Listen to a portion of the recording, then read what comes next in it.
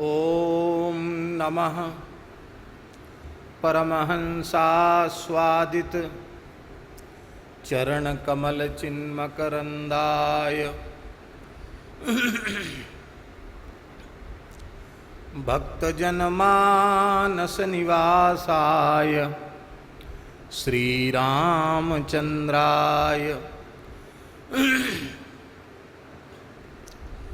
वागीशायस्य वदने लक्ष्मीर्यस्य च वक्षसि यस्यास्ते हृदये संवित्तं नृसिंहमहं भजे।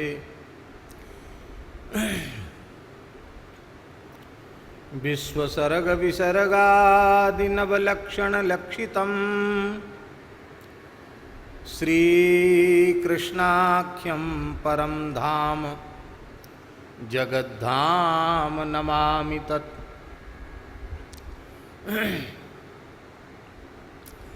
प्रह्लाद नारद पराशर पुंडरीक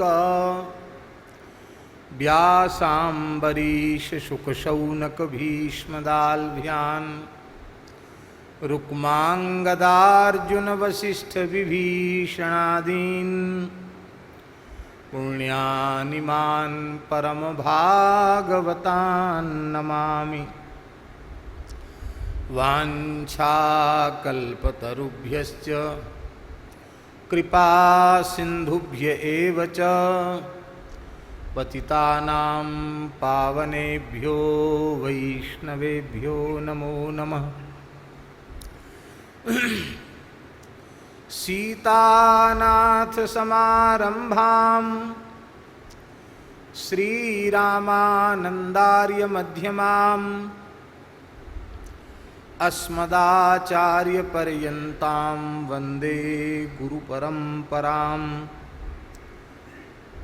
भक्त भक्ति भगवंत गुरु चतुर नाम बपुएक, इनके पद वंदन किए नाशे विघ्न अनेक।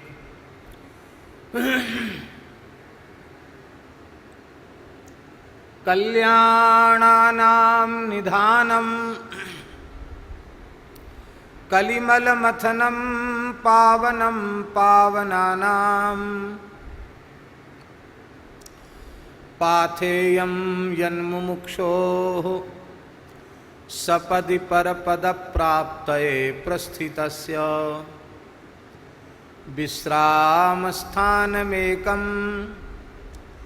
कविवरवचसां जीवनं सज्जनानां।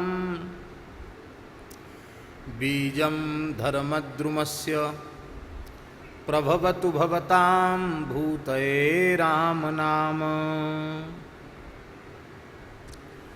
यत्र यत्र रघुनाथ कीर्तनं तत्र तत्र कृतमस्तकाञ्जलिं बाष्पवारि परिपूर्णलोचनं मारुतिं नमत राक्षसान्तकम्। श्रीराम जय राम जय जय राम, श्रीराम जय राम जय जय राम।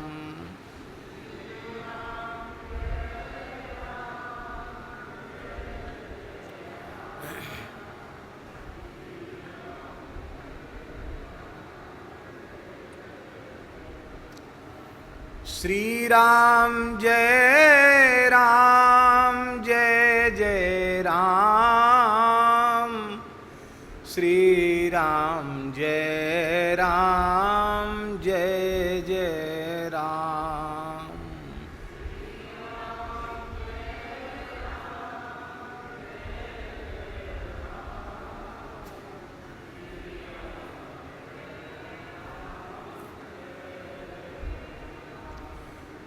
सीताराम जय सीताराम, सीताराम जय राधे श्याम जय राधे श्याम राधे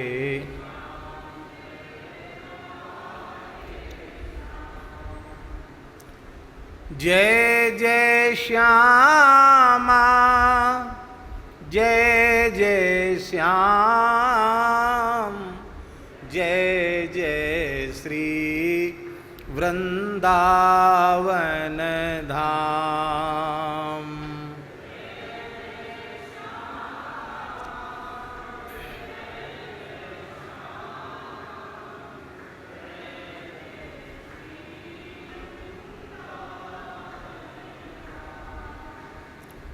जय जय श्यामा जय जय श्याम जय जय श्री वृंदावन धाम।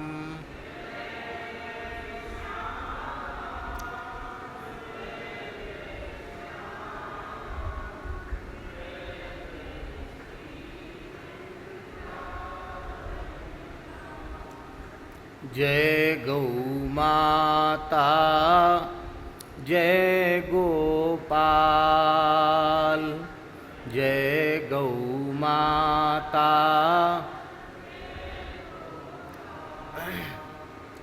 भक्त वत्सल प्रभु दीन दयाल भक्त वत्सल प्रभु जय गौ माता जय गोपाल भक्त वत्सल प्रभु दीन दयाल।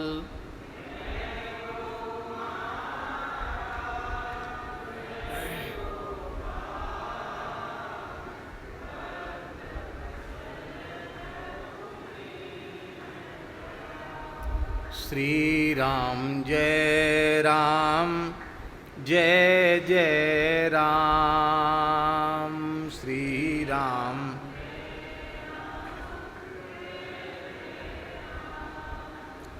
श्री राम जय जय राम श्री राम।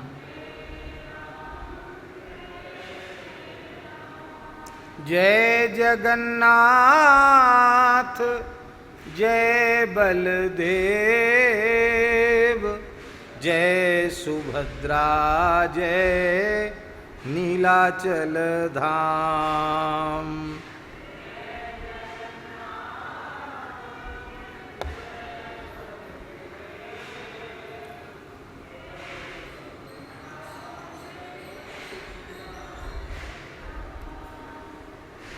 जय जगन्नाथ जय बलदेव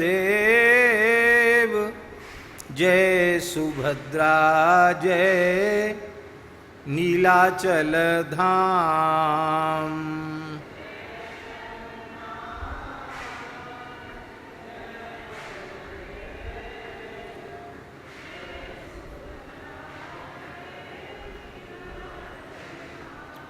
श्री सीताराम नाम महाराज की जय।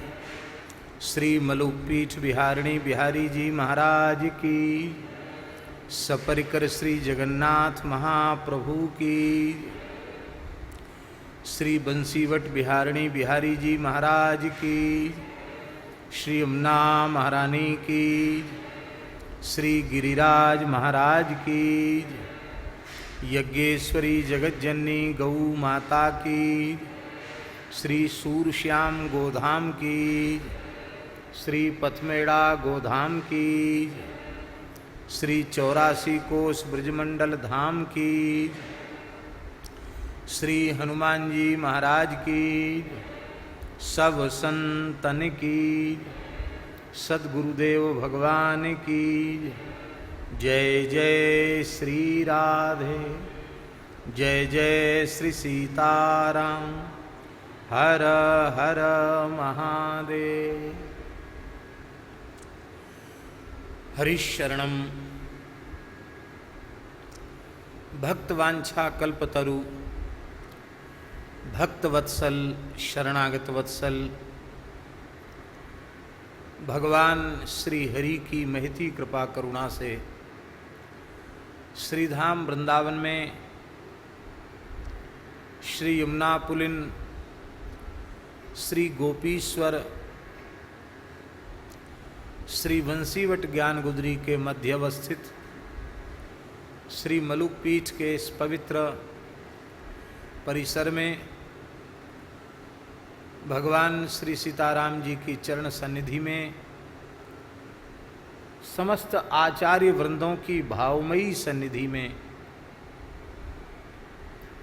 पूज्य संतों की मंगलमयी उपस्थिति में श्री विनय पत्रिका जी के माध्यम से हम आप सबको मानव जीवन का सर्वोत्कृष्ट फल सत्संग सुलभ हो रहा है।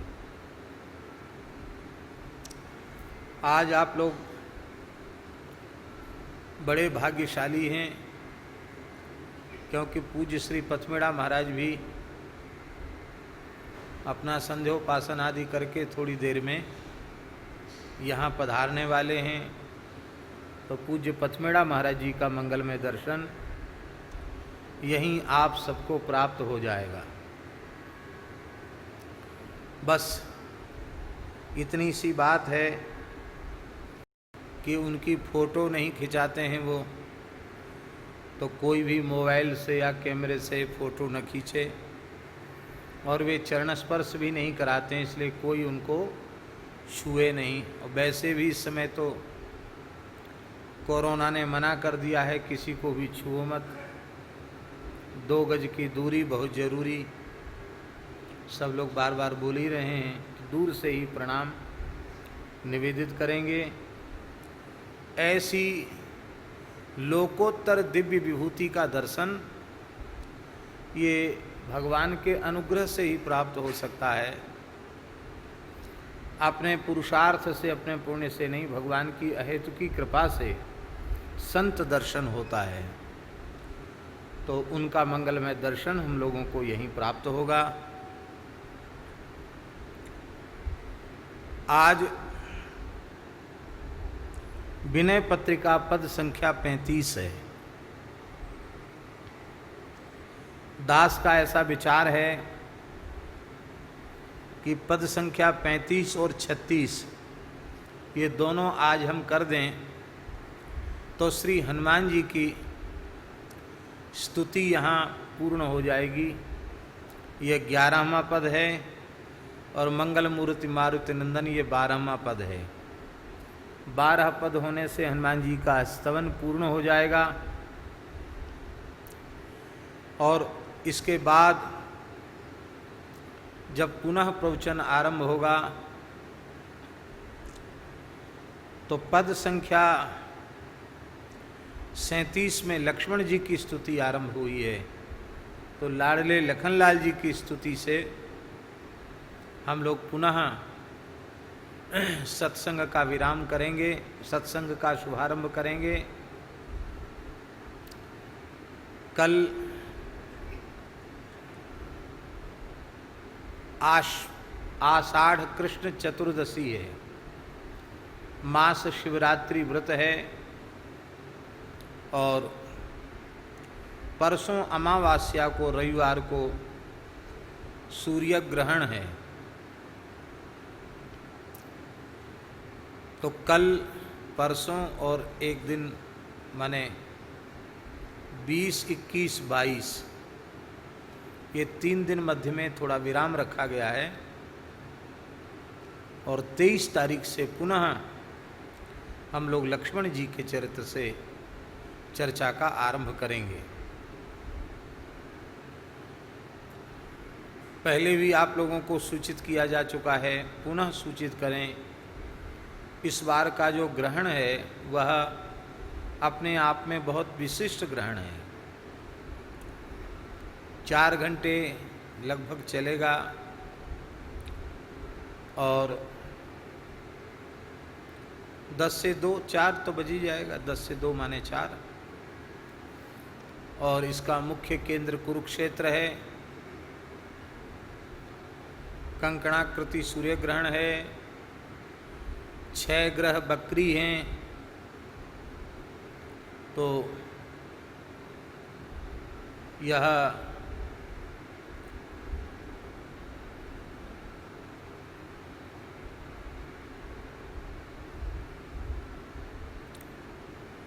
ग्रहण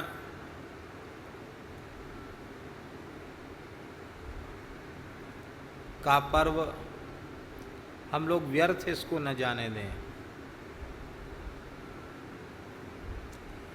श्रीमद् भागवत में 10वें स्कंध उत्तरार्ध में जिस प्रकार के सूर्य ग्रहण का वर्णन है, लगभग वैसा ही यह सूर्य ग्रहण आया है।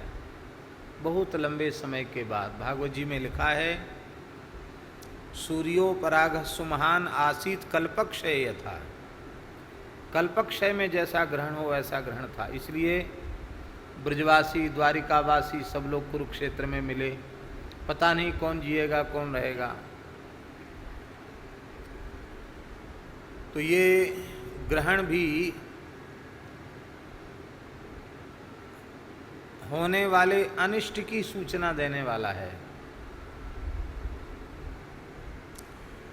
इस अनिष्ट की निवृत्ति के लिए भी हम लोग भगवान से प्रार्थना करें।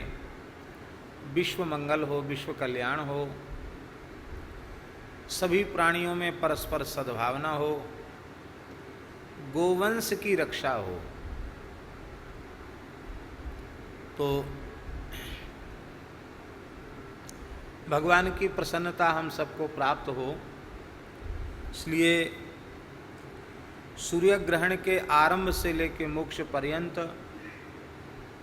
आप सब उपासना में ही प्रवृत्त रहना। उतने समय तक दूसरा कोई व्यवहार न किया जाए। मौन होकर के इष्ट मंत्र गुरु मंत्र का जप किया जाए, भगवान से प्रार्थना की जाए। ग्रहण के काल में मलमूत्र त्याग आदि वर्जित है, भोजन भी वर्जित है, निद्रा भी वर्जित है। केवल भजन ही करना चाहिए। इसी के लिए सूर्य ग्रहण के पूर्व 12 घंटे पहले सूतक आ जाता है। ये सूतक यही सूचना देता है कि हम कम से कम ग्रहण के 12 घंटे पहले से संयम शुरू कर दें, जिसमें उन 4-5 घंटों में हमें शरीर की किसी क्रिया का वेग उत्पन्न न हो जाए। ये इसीलिए व्यवस्था है। तो हम लोग यथासाध्य, अति वृद्ध हैं, रोगी हैं, उनके लिए तो कोई बात नहीं सूतक की। वो तो सूतक में भी औषधि और कुछ ले सकते हैं। पर जो स्वस्थ हैं, समर्थ हैं, कर सकते हैं, उन्हें सूतक में भी नियम का पालन करना चाहिए। और जो वृद्ध और रोगी हैं उनको भी कम से कम ग्रहण काल के 4 घंटे तक तो कुछ ग्रहण भी नहीं करना चाहिए और सोना भी नहीं चाहिए, जप ही करना चाहिए। तो यह भी एक कारण है कि इसलिए बीच में अवकाश किया गया है। तो अब हम अधिक समय न लेकर के सीधे 35वें पद का शुभारंभ कर रहे हैं। कटु कहिए गाढ़े परे, सुनि समुझि सुसाई, करही अन भलेऊ को भलो, आपनी भलाई। कटु कहिए गाढ़े परे, सुनि समुझि सुसाई, करही अन भलेऊ को भलो, आपनी भलाई। समरथ शुभ जो पाइए, वीर पीर पराई, समरथ शुभ जो पाइए वीर पीर पराई, ताहि तकें सब ज्यों नदी बारिधि न बुलाई, ताहि तकें सब ज्यों नदी बारिधि न बुलाई। अपने अपने को भलो चाहे लोग लुगाई, अपने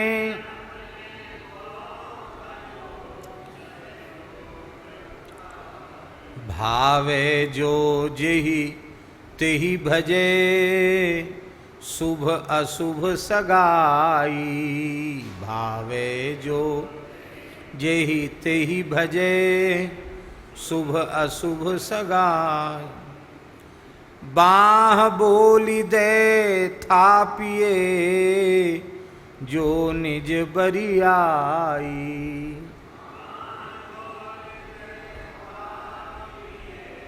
जो निज बरिया बिन सेवा सो पालिए सेवक की नाई, बिन सेवा सो पालिए सेवक की नाई। चूक चपलता मेरिए तू बड़ो बड़ाई,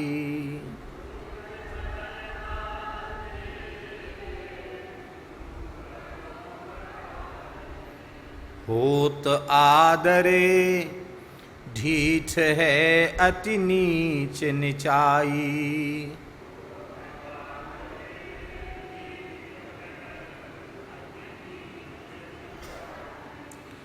बंदी छोर बिरुदावली निगमागम गाई,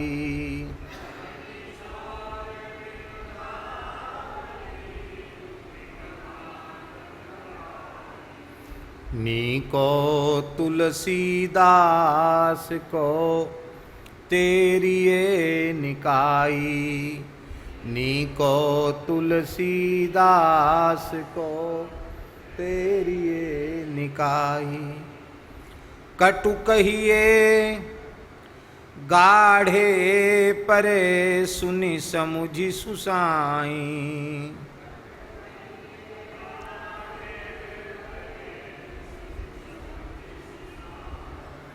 करहीं अनभल्यु को भलो आपनी भलाई,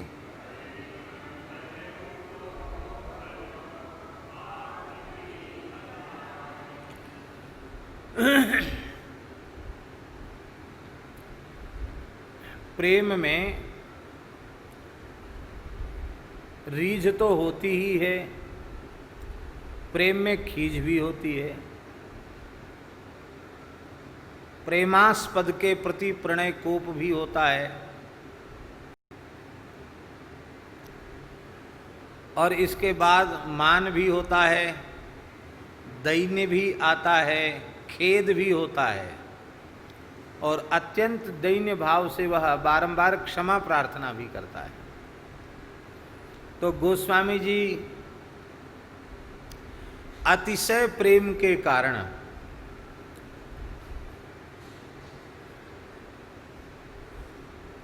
कुछ अवाच्य वचन भी कह गए,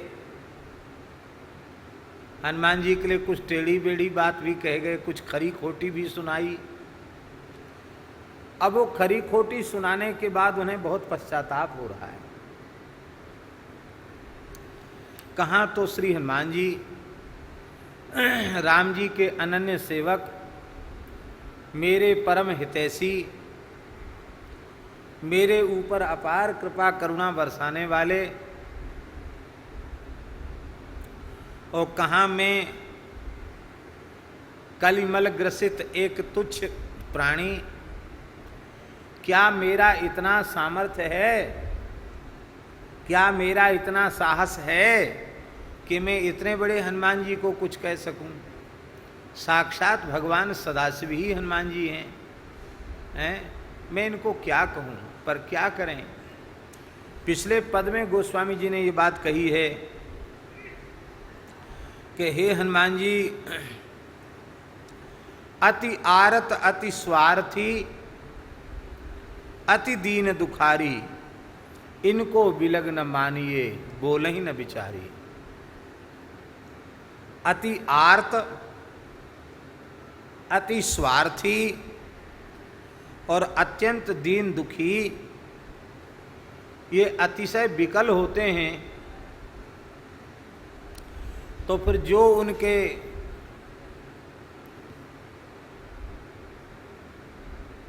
मन में आता है विकलता के समय, वे उस बात को कह देते हैं, चाहे अच्छी हो और चाहे बुरी हो।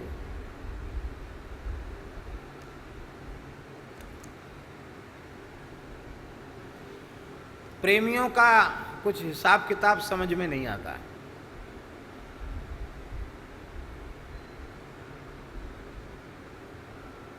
प्रेम नदिया की सदा उल्टी बहे धार। हमें स्मरण है, कई वर्ष पुरानी घटना है। श्री हितरास मंडल पर कथा हो रही थी, जो सेवा कुंज के निकट ही है।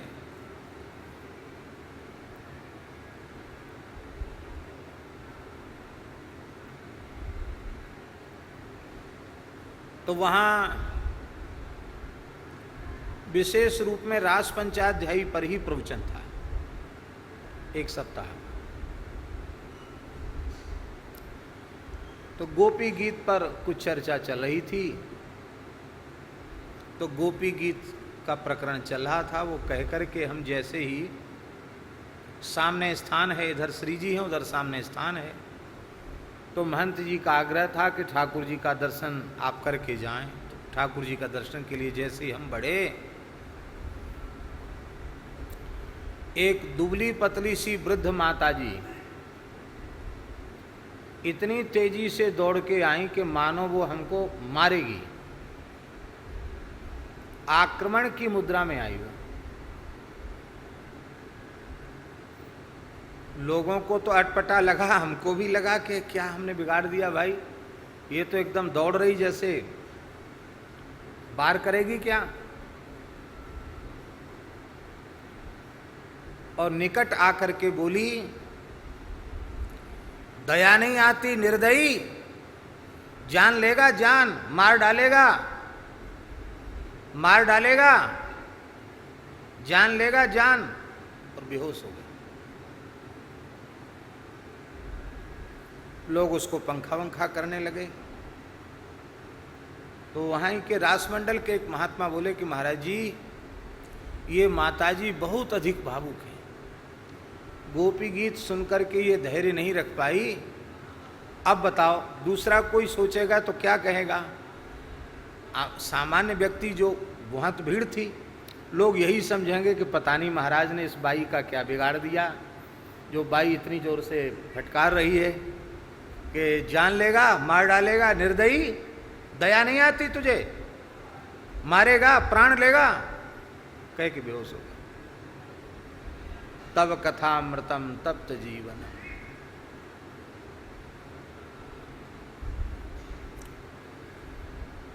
अब वो बात तो अटपट है, लेकिन वो कितने प्रेम पूर्ण अंतःकरण से कही गई है। यही है, शब्द सुनत मेरी छतियां कापें, भई छिमासी रैन, दरस बिन दूखन लागे नैन। श्री मीरा जी ने कहा।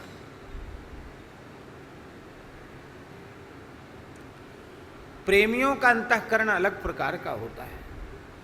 गोस्वामी जी को बड़ी पीड़ा हो रही है।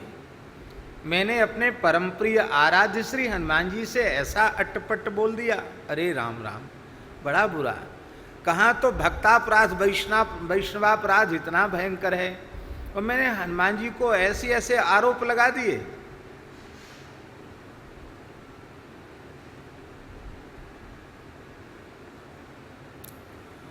तो पिछले पद में भी पश्चाताप,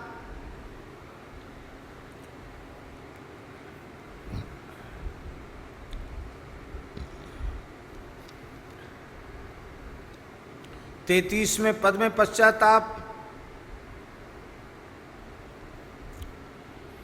34वें पद में भी पश्चाताप, और अब 35वें पद में भी वे पश्चाताप कर रहे हैं कि चाहे जैसी पीड़ा पहुंचे, पर हमें अपने अत्यंत प्रिय श्री हनुमान जी को ऐसा नहीं कहना चाहिए था जो हमने कह दिया। अब पुनः इस पद में वही बात गोस्वामी जी कह रहे हैं, कटु कहिए गाढ़े परे, सुनि समुझि सुसाई। गाढ़े परे कटु कहिए, किसी प्रेमी पर, किसी भक्त पर, किसी शरणागत प्रपन्न पर कोई भारी संकट जब आ पड़ता है तो वह अच्छी प्रकार से यह जानता है कि जिस स्वामी का हमने आश्रय लिया है वह परम उत्तम स्वामी है, सुस्वामी है, समस्त दिव्य गुणों से परिपूर्ण है, सर्वसमर्थ है, सामान्य कोटि का स्वामी नहीं है। सारे असंख्येय कल्याण गुणगणों का वह एकमात्र निलय है। अचिंत्य असंख्य गुण उसमें हैं, गुणालय है, गुणाकर है। ऐसा समझता हुआ भी जब किसी प्रेमी पर संकट पड़ता है तो आखिर वह कहे तो अपने हृदय की बात किससे कहे? अपने प्रेमास्पद से न कहे तो कहे किससे? इसलिए भगवान, आप अपराध तो हमने किया ही है, पर आप इसको क्षमा कर देना, आप बुरा नहीं मानना, क्योंकि प्रायः संसार में ऐसा देखा जाता है, गाढ़े परे कटु कहिए। संकट पड़ने पर कई बार उत्तम सेवक भी इतना विकल हो जाता है, वह कुछ कड़वी बात भी बोल देता है। स्वामी को बुरा भला कह देता है, लेकिन सुस्वामी, सुसाई, उसका जो उत्तम स्वामी है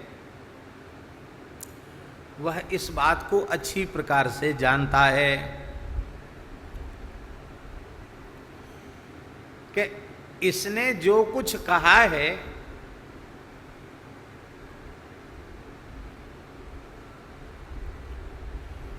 इसके कहने में मेरे प्रति अपराध, मेरे प्रति दुर्भावना का प्रयोजन का लक्ष्य बिल्कुल नहीं है, क्योंकि दुर्भावना या अपमान करना, निंदा करना, ये तो प्रायः ईर्ष्या या द्वेष के कारण होते हैं।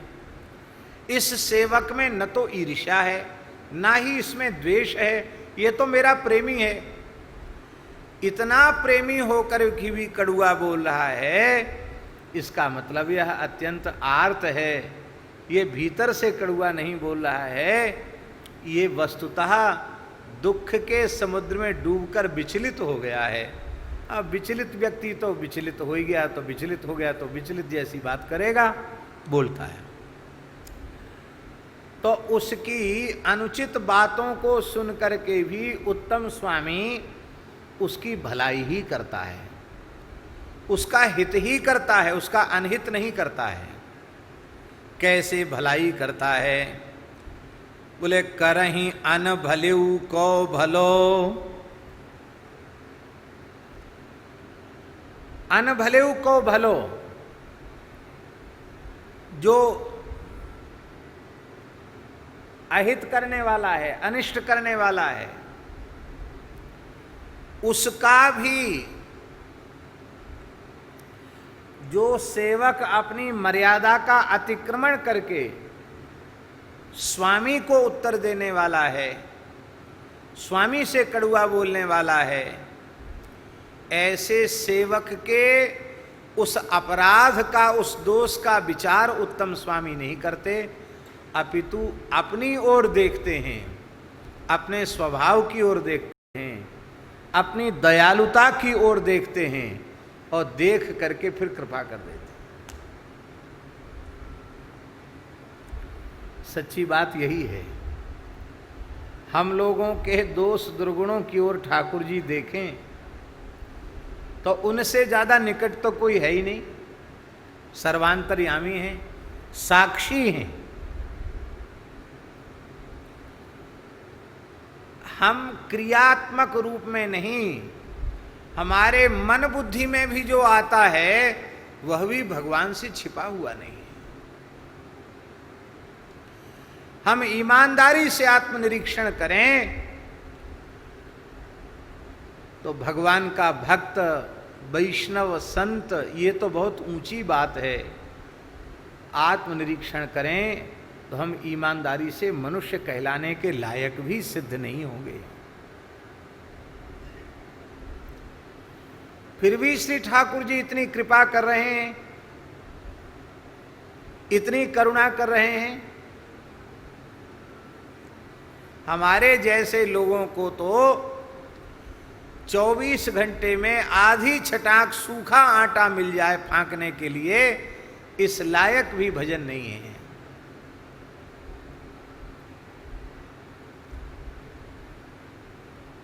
विषयों के संस्कार इतने प्रबल हो चुके हैं कि भजन प्रिय नहीं है। खाने पीने, भोगने, देखने, सुनने, सूंघने के विषय ही अत्यंत प्रिय लग रहे हैं। उन्हीं को भोगे चले जा रहे हैं और उन्हीं को बटोरने में अपने अमूल्य मानव जन्म को नष्ट किए चले जा रहे हैं। पर हमारे इन दोषों की ओर हमारे श्री ठाकुर जी नहीं देखते, वह तो केवल अपने स्वभाव की ओर देखते हैं। इसलिए हमारे जैसे जीवों पर भी उनकी कृपा हो जाती है। हमारे महाराज जी सुनाते थे, पूज्य भक्तमाली जी महाराज, एक वैष्णव थे, वैश्य थे। उनका नियम था कि एक किसी वैष्णव को, भक्त को, संत को, ब्राह्मण को भोजन कराने के बाद तब वो भोजन करते थे। तो रोज घर में ठाकुर जी को भोग लगने के बाद थोड़ी देर द्वार पर बैठते थे।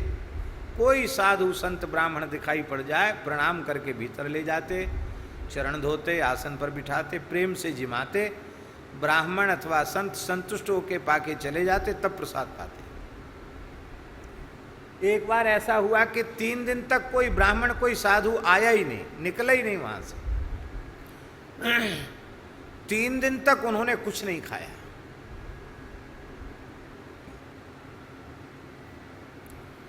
घर के लोग पीछे पड़े थे कि नहीं, अब तो तीसरा दिन है, अब तो कुछ खा ही लीजिए। नहीं, हम नहीं खाएंगे, हमारा नियम है। तब तक एक साधु तो नहीं था, पर साधु जैसी आकृति का था। दाढ़ी थी, पंचकेश थे, एक कुर्ता उर्ता जैसा पहना था, एक बहिर्वास लपेटे हुए था, तिलक वगैरह कुछ नहीं था, कोई माला तिलक कंठी कुछ नहीं था। तो सेठ ने सोचा, कई बार पसीना में भी तिलक पूछ जाता है, ये देख के लगता कोई संत ही हैं, तो चलो अपने तो नियम पूर्ति होनी चाहिए, आज तीसरा दिन है। उसने प्रणाम किया, बोले महाराज चलो भोजन करो। हाँ चलो। भीतर गए, ना हाथ धोए ना पांव धोए, सीधे जाके बैठ गया भोजन की थाली पर। ना आचमन किया, कुछ नहीं, दोनों हाथ से खाने लग गया। न जूठे सकरे का विचार। तो वैश्य तो वैष्णव था, घर में ठाकुर सेवा थी और संध्योपासन आदि वैदिक कृत्य करने वाला था। उसके मन में आया कि ये कैसा साधु है, इसमें इतना भी शौचाचार नहीं कि बाहर से आए हाथ धो लें, आचमन कर लें, भगवान को प्रणाम कर लें, भगवान को निवेदित करके खाएं, कम से कम पंचग्रास करके खावें, कुछ नहीं, ऐसे ही खाने लग गया। तो उसने बड़े प्रेम से हाथ जोड़ के कहा, महाराज एक बात बताओ, हमारे यहाँ प्रायः साधु ब्राह्मण भोजन करने कृपा पूर्वक पधारते ही हैं, आज आपने भी कृपा की है, तो आपने ना हाथ धोया, ना पांव धोया, ना आपने आचमन किया, ना ही भगवान का स्मरण किया, आप खाने लग गए, दोनों हाथों से खाने लग गए, आपको जूठे आदि का भी बिल्कुल विचार नहीं है। तो हमारी समझ में नहीं आया कि आप कैसे महात्मा हैं। इतना सुनते हुए बोला, करे क्या बोलते हो, क्या बकते हो, मैं धर्म और ईश्वर को कुछ भी नहीं समझता। किस चिड़िया का नाम है ईश्वर, किस चिड़िया का नाम धर्म, मैं नहीं समझता। ये शौचाचार क्या है? ये तो पेट भरने वाले जो भंड धूर्त थे, उन्होंने धर्म नाम की, ईश्वर नाम की कल्पना कर रखी है, अपना पेट भरने के लिए। मैं कुछ नहीं समझता। वो महाराज भगवान की निंदा करने लग गया, धर्म की निंदा करने लग गया, बोलता ही चला जा रहा था। आखिर वो उसे सहन नहीं हुआ, उसने कहा, खबरदार आगे मत बोलना, भगवान की इतनी निंदा हम नहीं सुन सकते। दरबान को कहा, दरबान, हाँ सेठ जी, निकाल दो उसको घर से बाहर। ऐसा दुष्ट आदमी घर में घुसा है, रे राम राम राम राम, ऐसे का मुंह देखना महापाप। बाहर निकाल दिया। वो थाली में जिसने उसने भोजन वोजन किया था, वो थाली वाली भी सब बाहर फेंकवा दी, फेंको सब फेंको। बहुत दुखी हो गया, राम राम, क्या हमारा पाप उदय हुआ, ऐसे व्यक्ति का मुंह देखना पड़ा। कुछ नहीं खाया उस दिन। रात्रि को जब सो विश्राम में गया, महाराज जी के मुखारविंद से सुनी हुई बात है, तो स्वप्न में भगवान लक्ष्मी नारायण का दर्शन उसको, बड़ा प्रसन्न हुआ भगवान का स्वप्न दर्शन करके। प्रभु हम तो इस योग्य नहीं, आपने बड़ी कृपा की। भगवान ने कहा, हम एक बात पूछने आए हैं तुमसे कि तुम अपने को बड़ा भारी भक्त मानते हो, वैष्णव मानते हो, आस्तिक मानते हो, तुम एक भूखे मनुष्य के साथ सद्व्यवहार नहीं कर सके। अरे वो भक्त नहीं था, आस्तिक नहीं था, धर्मात्मा नहीं था, मनुष्य तो था, जीव तो था, भूखा तो था, भोजन की थाली से तुमने उठा दिया, ऐसा क्यों किया? भगत बोला, प्रभु आपकी निंदा कर रहा था। भगवान हंसने लगे, बोले वो आज से कर रहा है, जब से पैदा हुआ, जब से होश संभाला है उसने, तब से लगातार वह मेरी निंदा ही करता है, धर्म की, ईश्वर की निंदा करता है। पर उस अधर्मी व्यक्ति को, उस निंदक को हमने एक दिन भी भूखा नहीं रखा, और तुम उसे एक समय भरपेट भोजन भी नहीं करा सके, भोजन की थाली से उठा दिया। मैं ऐसा विचार प्राणियों के संबंध में करने लग जाऊं कि जो मेरे शरणागत भक्त हैं, जो मुझे भजते हैं, उन्हीं को रोटी पानी देंगे, उन्हीं को भोजन देंगे, उन्हीं को अन्न वस्त्र देंगे, उन्हीं को सूर्य चंद्र का प्रकाश देंगे, तो बिना प्रलय के महाप्रलय हो जाएगा। मुझे मानने वाले, ईश्वर को, धर्म को मानने वाले कितने लोग हैं, पर मैं जीवों के दोषों की परवाह न करते हुए अपनी ओर से उन पर कृपा करुणा करता हूँ। आस्तिक प्रेमी भक्तों का पालन पोषण तो करता ही हूँ, उस घोर से घोर नास्तिकों पर भी कृपा करता हूँ। भले ही वे मेरे अस्तित्व को नकारें, पर फिर भी मैं उन पर कृपा करता हूँ। तो महाराज जी कहते थे इसके बाद सेठ ने रोते हुए स्वप्न में भगवान से कहा कि प्रभु, अब मैं भेद रहित होकर जीव मात्र की सेवा नारायण मान करके करूंगा। सब नारायण, ये स्थिति है। इसलिए जड़ चेतन जग जीव जत सकल राममय जाने, बंदों तिनके पद कमल सदा जोर जो पाए।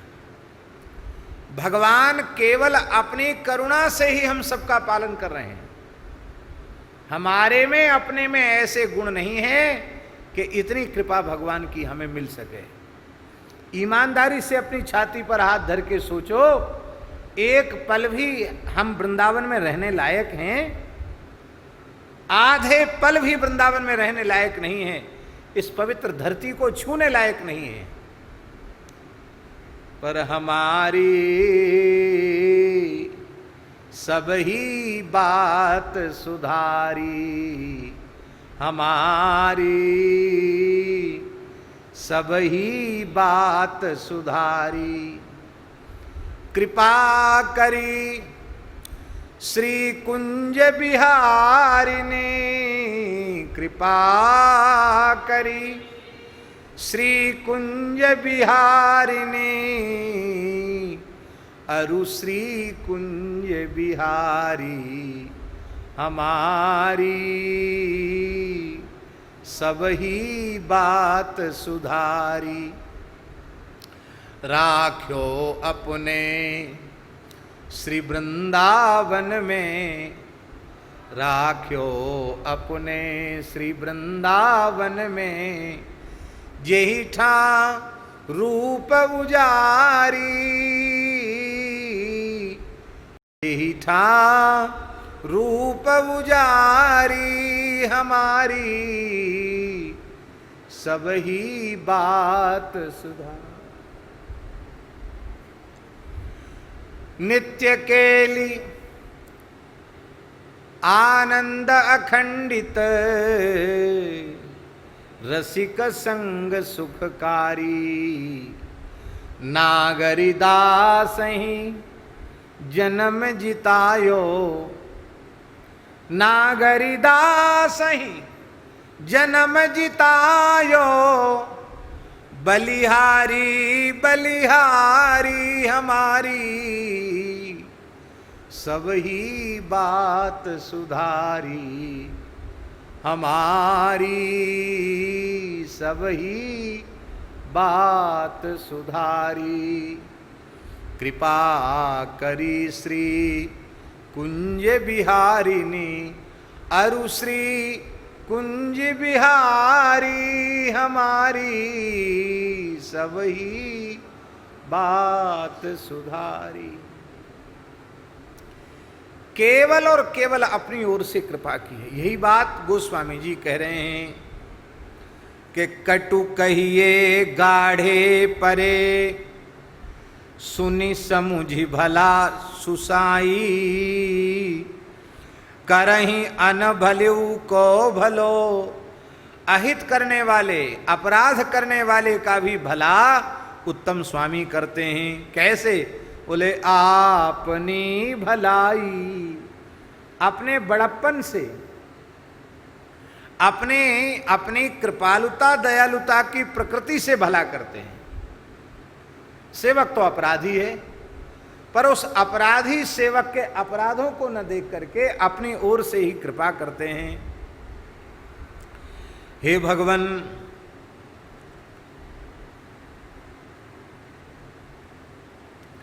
समरथ शुभ जो पाइए, वीर पीर पराई, ताहि तकें सब ज्यों नदी, बारिधि ना बुलाई।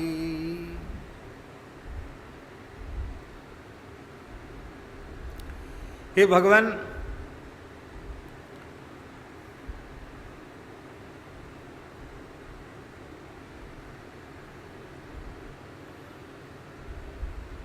आप सर्व समर्थ श्री रघुनाथ जी के सेवक हैं। उनके अत्यंत प्रिय सेवक हैं, दासाग्रगण्य हैं, सेवकों में अग्रगण्य हैं। और आप जैसे उत्तम सेवकों में स्वामी के समस्त गुण अवतरित हो जाते हैं। भगवान श्री राम सर्वसमर्थ हैं, प्रभु समर्थ कौशलपुर राजा। तो उन भगवान श्री राम की जो अचिंत्य सामर्थ्य है, वह संपूर्ण सामर्थ्य आप में प्रकट है। यस्यास्ति भक्तिर भगवच्च किंचना सर्वैर्गुणैः तत्र समासते सुराः हराव भक्तस्य कुतो महद्गुणा मनोरथेना सती धावतो भई। भक्तराज श्री प्रहलाद जी महाराज कह रहे हैं, हे नाथ, आपके चरण कमलों में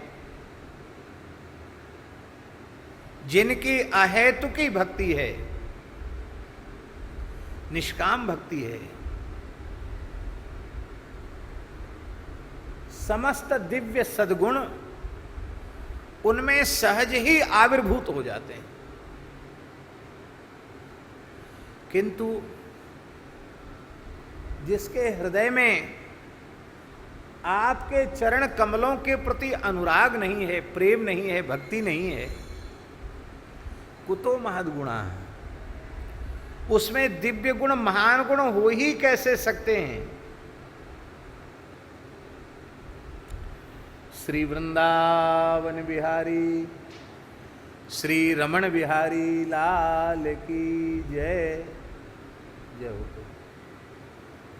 ये क्या ले आओ?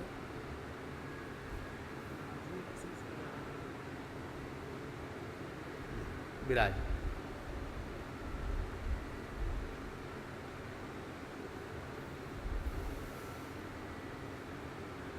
आओ डॉक्टर साहब विराज।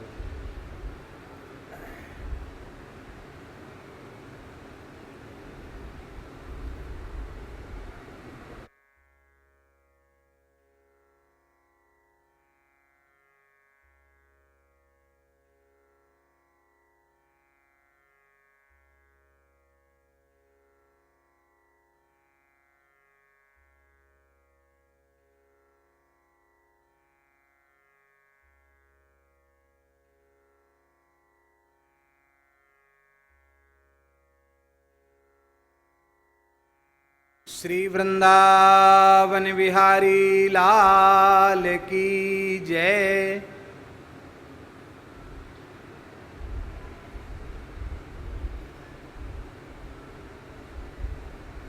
क्या कह रहे थे, हमको थोड़ा स्मरण दिलावें।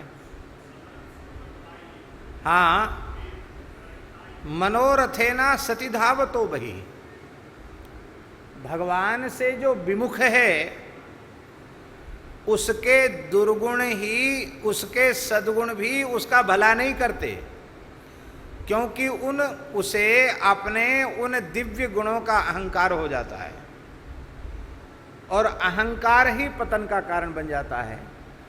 वे उसके गुण भगवत विमुख होने के कारण, उन गुणों का संबंध भगवान से न होने के कारण वे गुण ही दुर्गुण बन जाते हैं, और उस जीव की अवनति के, उसके पतन के कारण बन जाते हैं। किंतु भक्त में कभी कोई दुर्गुण तो होता ही नहीं है, भगवान के समस्त सद्गुण उसमें आविर्भूत हो जाते हैं। कथंचित कोई एक दोष भी आ गया तो वह भगवत भक्ति की महिमा से दोष भी दोष नहीं रहता, वो दोष भी गुण बन जाता है।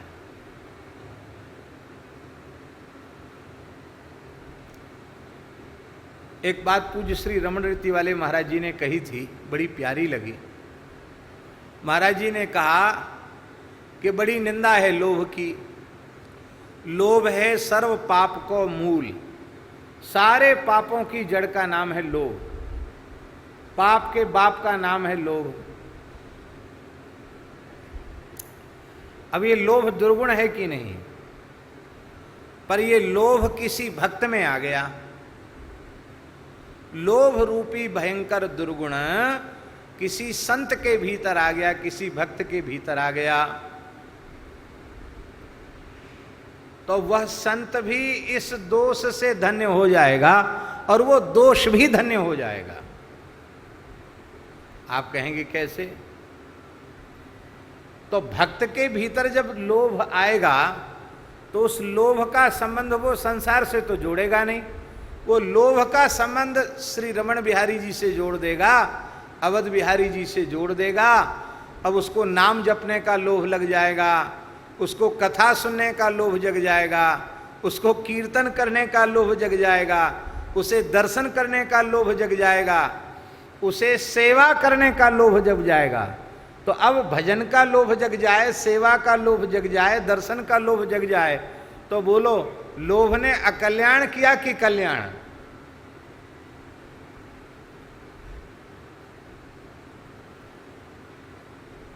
ये दुर्गुण भी दुष्टों के पास नहीं रहना चाहते। ये सोचते हम तो बुरे है ही हैं, कभी भगवान से जुड़ नहीं सकते, हम संतों में आ जाएं तो ये संत हमको भगवान से जोड़ देंगे। कामाद गोप्यः भयात कंसः द्वेषात् चैद्यादयो नृपाः संबंधात् वृष्णयो यूयम भक्त्या वयम विभो, भागवत जी में कहा गया। एक भक्त थे, हरपाल भक्त, ब्राह्मण थे। उन्होंने नियम लिया था 1000 साधु ब्राह्मणों को रोज जिमाएंगे।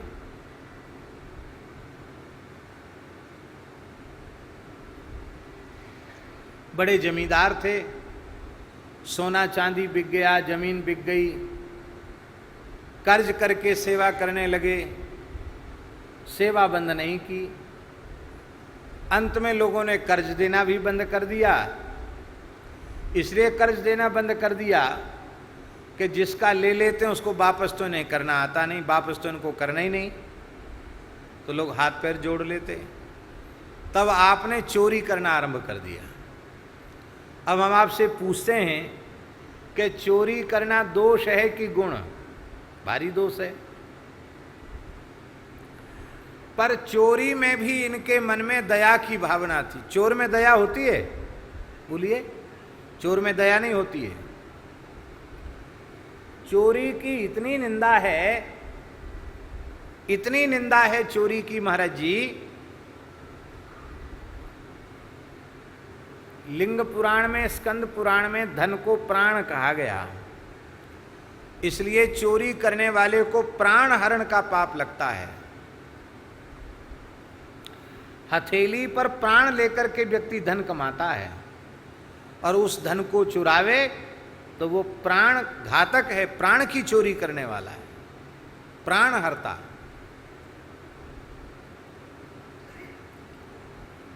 बड़ा भारी प्रायश्चित है महाराज।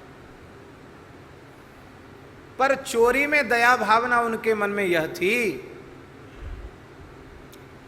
वे सोचते कि देखो लोग धन कमाने में तो लगे हैं, पर गौ ब्राह्मण संत इनकी सेवा तो करते नहीं, अच्छे काम में तो धन लगाते नहीं।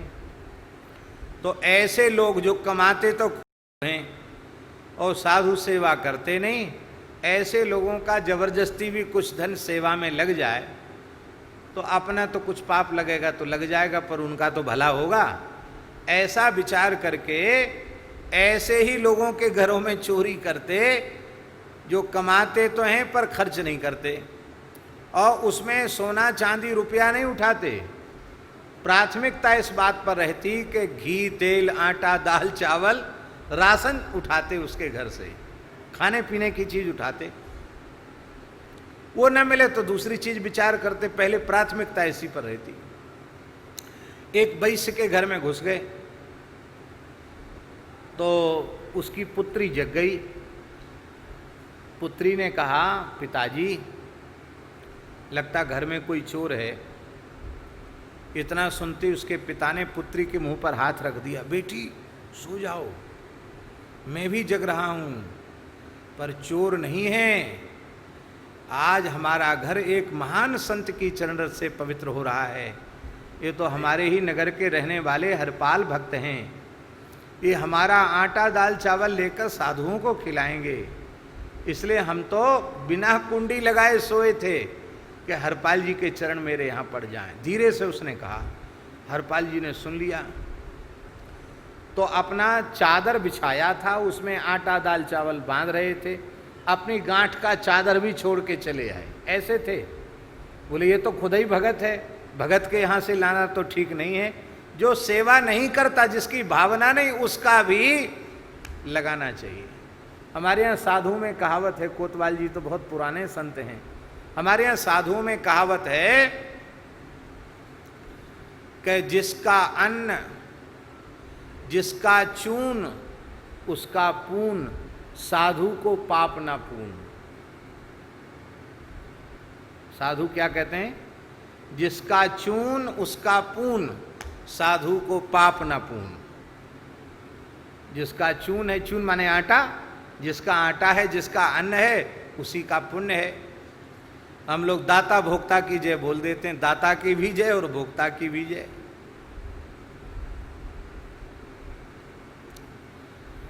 एक बार ठाकुर जी ने ऐसी परीक्षा ली, एक बड़ी जमात हरपाल जी के यहाँ आ गई और उस जमात को देख करके श्री हरपाल जी बड़े हर्षित हुए।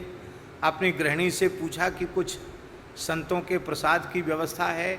गृहिणी ने कहा महाराज कुछ भी नहीं है। कोई आभूषण? बोले आभूषण कहाँ, मंगल चिन्ह भी सौभाग्य चिन्ह भी संत सेवा में व्यय हो चुके हैं, अब कुछ नहीं है।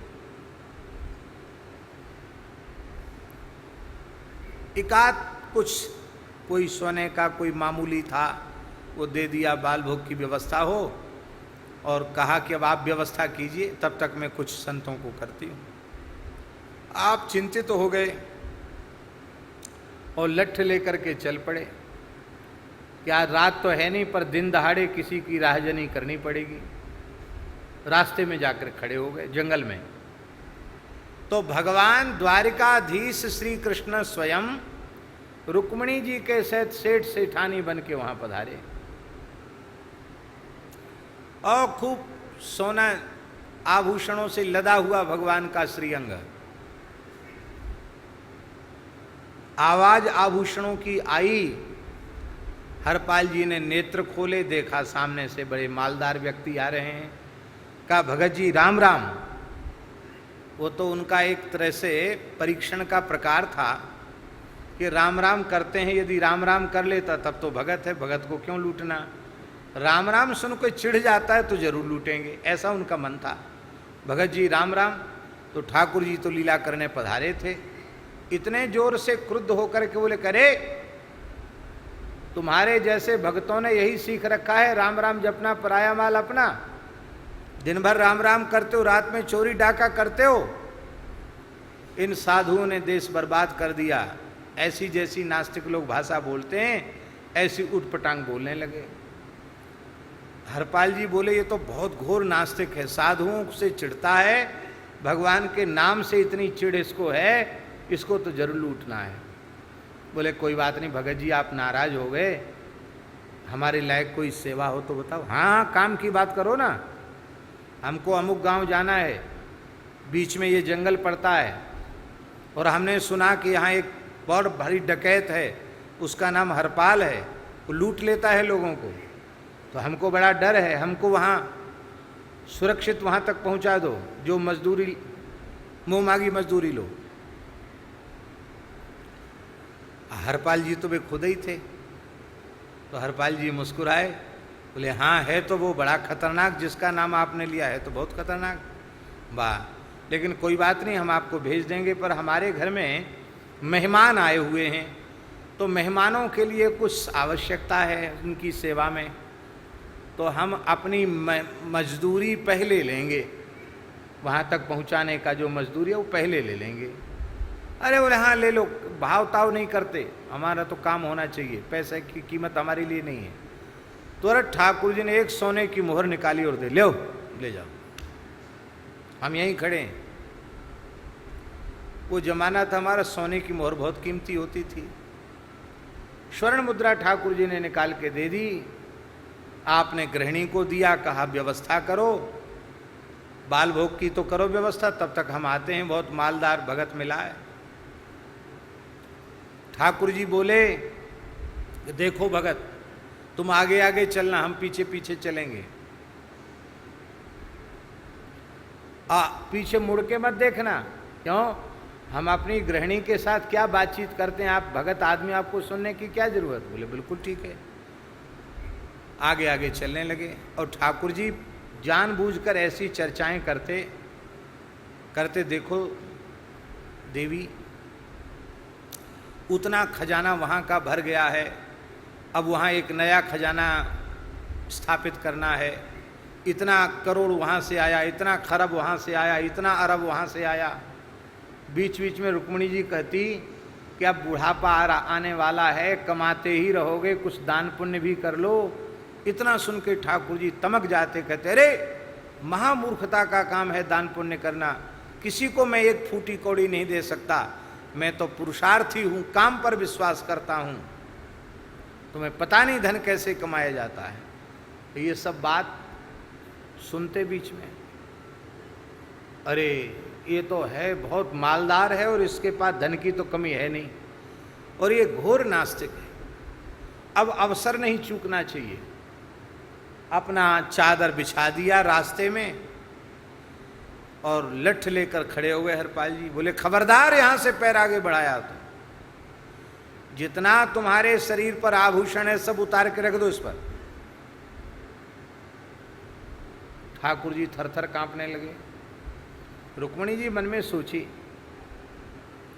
कि जब हिरण्यकशिपु हिरण्याक्ष आए तब तो ये थर थर कांपे नहीं, रावण कुंभकर्ण आए तब तक थर थर कांपे नहीं, कंस शिशुपाल दंतभक्त न जाने कितने असुर आए तब तक कांपे नहीं।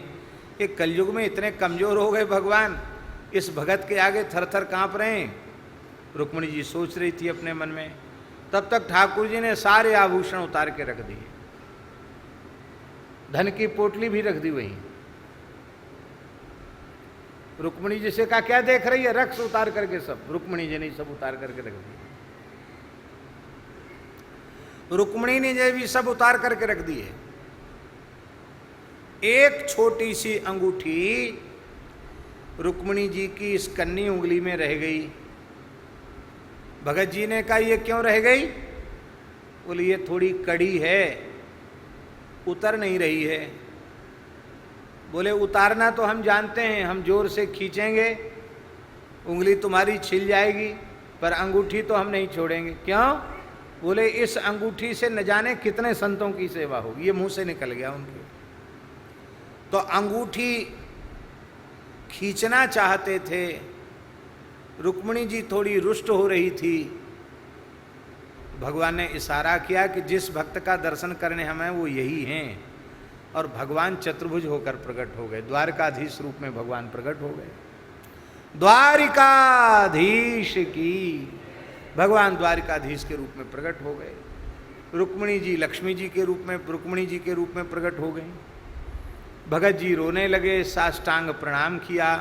बोले महाराज मैं आपका भगत, आपके साथ ऐसा व्यवहार किया। भगवान ने कहा हम तो लुटने ही आए थे, ये संपत्ति तुम्हारे घर में अब अक्षय होकर के रहेगी। भक्त को किसी का कर्जदार नहीं रहना चाहिए, किसी का कर्ज लिया है तो सब चुका दो, अब चोरी नहीं करनी पड़ेगी, ये धन अक्षय होकर तुम्हारे घर में रहेगा, ले जाओ इसको। आप रोने लगे। बोले हमारी जो भक्तानी है ना गृहिणी, वो भक्त न होती तो हम सेवा कैसे करते, उसी ने हमको सेवा में लगाया और उसको तो आपका दर्शन हुआ ही नहीं, तो वो बड़ी दुखी हो जाएगी, तो आप कृपा करके उसको भी दर्शन दो। ठाकुर जी बोले हम तो तुम्हारे भाव पर बिक गए हैं, तुम जैसा कहो वैसा करने के लिए राजी हैं।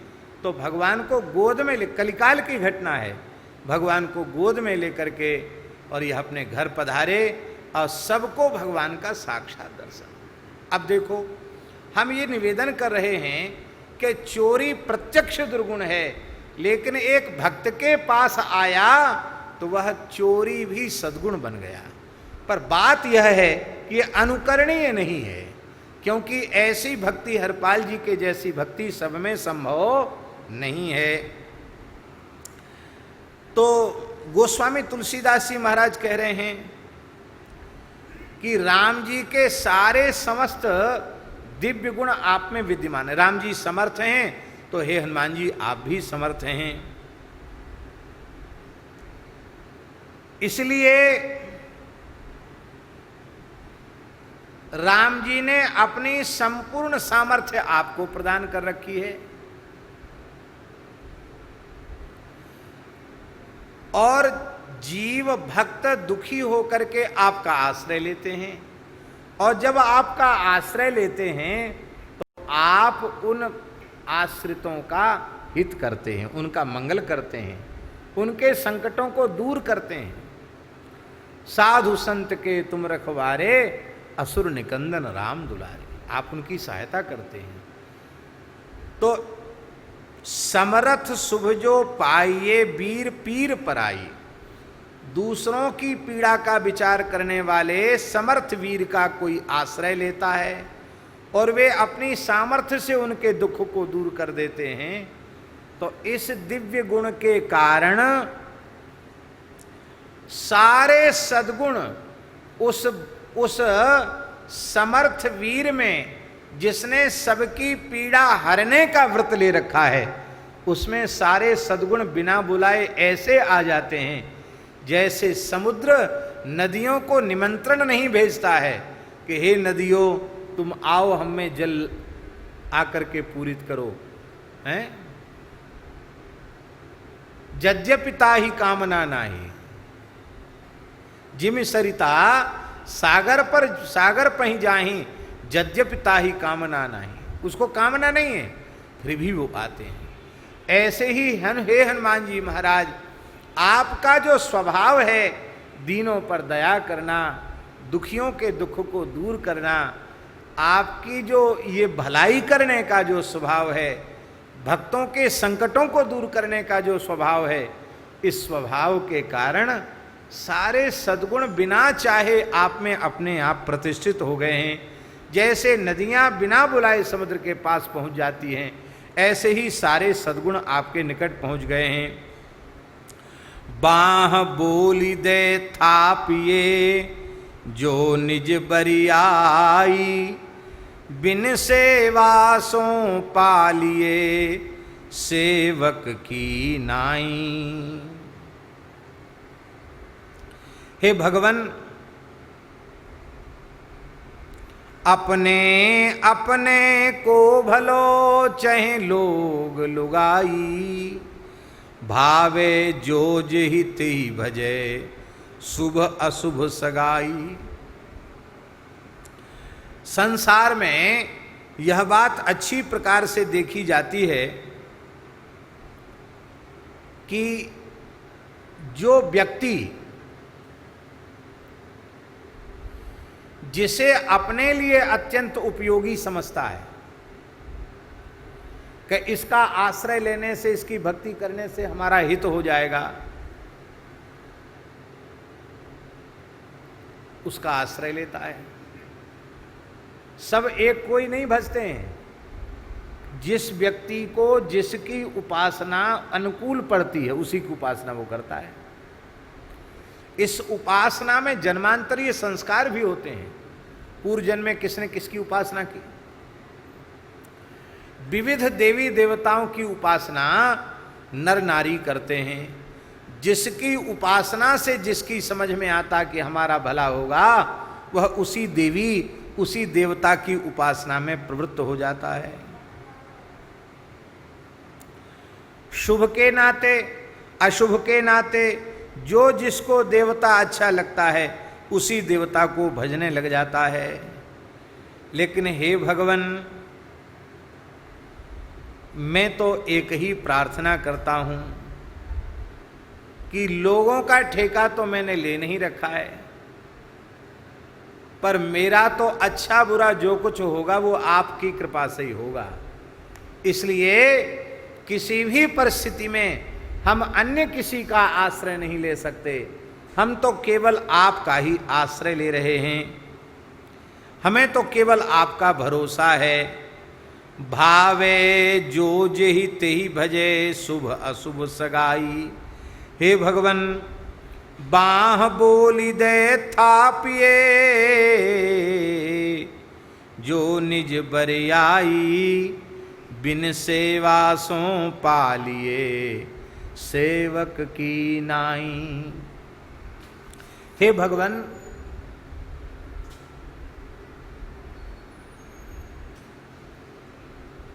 हे भगवान,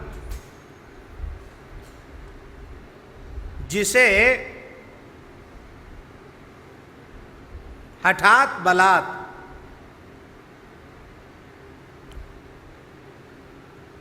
अपनी ओर से कृपा करके, निज बरियाई, अपनी ओर से हठपूर्वक, बरियाई माने हठपूर्वक जिसको रख लिया गया है। आओ भाई, बहुत अच्छे हो, कोई बात नहीं, हम आपको अपनी सेवा में स्वीकार करते हैं, आओ रहो हमारे पास। तो अपने बल का भरोसा देकर जिसको अपने निकट रख लिया गया है, देखो बहुत ध्यान से सुने,